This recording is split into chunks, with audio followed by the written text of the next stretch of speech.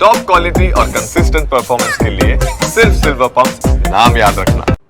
નમસ્કાર, હું છું આપની સાથે હિરલ મહેતા। ભરૂચની વાત કરીએ કે જ્યાં અંકલેશ્વરમાં 10થી વધુ બાંગ્લાદેશી ઝડપાયા છે। એસઓજી અને એલસીબીની ટીમે ચેકિંગ દરમિયાન બાંગ્લાદેશીઓને ઝડપી પાડ્યા છે। વ્યવસાય અને ભૂતકાળ જાણવા માટે જોઈન્ટ પૂછપરછ કરવામાં આવી। પોલીસે તમામ બાંગ્લાદેશીઓની અટકાયત કરી છે।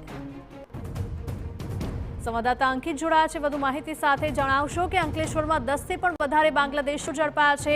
શું કરી રહ્યા હતા તેઓ અહીંયા રહીને?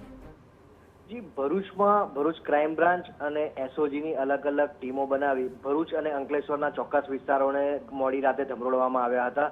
આ વિસ્તારોમાં બાંગ્લાદેશી ઘૂસણખોરો રહેતા હોવાની પોલીસ પાસે માહિતી અને જેના આધારે આ તપાસ શરૂ કરવામાં આવી હતી। રાત્રિ દરમિયાન 10થી વધુ બાંગ્લાદેશીઓને ઝડપી પાડવામાં આવ્યા છે।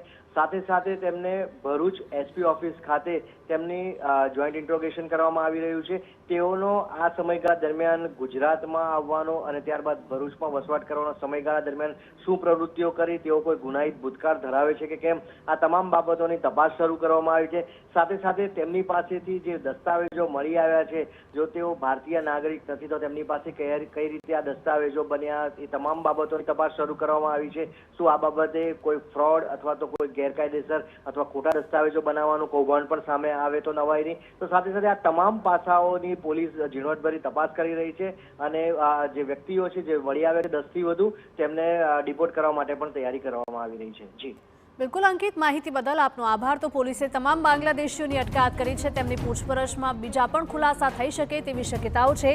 આ સાથે જ આ બાંગ્લાદેશીઓને તેમના દેશમાં પરત મોકલવા માટે પણ કાર્યવાહી કરવામાં આવશે।